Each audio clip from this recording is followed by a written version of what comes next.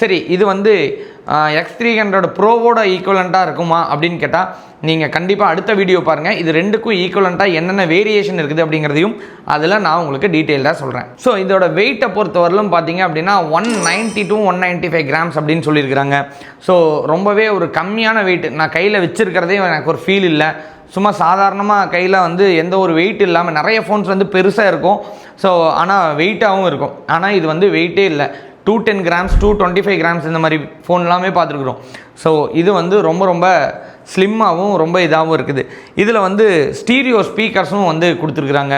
So இது ஒரு added அட்வான்டேஜஸாக இருக்குது. சவுண்டு வந்து தெறிக்க விடுது. ஸோ கனெக்டிவிட்டியை பொறுத்தவரையிலும் Wi-Fi 7 வந்து கொடுத்துருக்குறாங்க. லேட்டஸ்ட்டாக வந்த Wi-Fi மாடல் அது. ஸோ ஹை கனெக்டிவிட்டி தான் கொடுத்துருக்குறாங்க. 5G யூஸ் பண்ண முடியும் அப்படிங்கிறதுனால ஸோ உங்களுக்கு ரொம்பவே யூஸ்ஃபுல்லாகவும் ஸோ ரொம்ப வைப்ரண்ட்டாகவும் இந்த மாடல் இருக்குது. இந்த மாடலில் எக்கச்சக்கமான ஃபியூச்சர்ஸ் இருக்குது. இந்த மாடலை பற்றி சொல்லணும் அப்படின்னாலே நீங்கள் ஒரு வாரம் டைம் எடுத்துக்கிட்டு ஒன்றா தேடி பார்க்குற அளவுக்கான நிறைய ஆப்ஷன்ஸ். முக்கியமாக சொல்லணுன்னா கேமராவை ரொம்ப ஃபோக்கஸ் பண்ணியிருக்கிறாங்க with inclusion of high battery. So கேமராவை பொறுத்தவரையிலும் ஆப்ஷன்ஸ் வந்து ஒரு DSLR கேமராவில் என்னென்ன ஆப்ஷன்ஸ் இருக்குதோ அது அத்தனையுமே கொடுத்துருக்காங்க. இது போகவே இன்னொன்றும் இன்ட்ரடியூஸ் பண்ணியிருக்காங்க.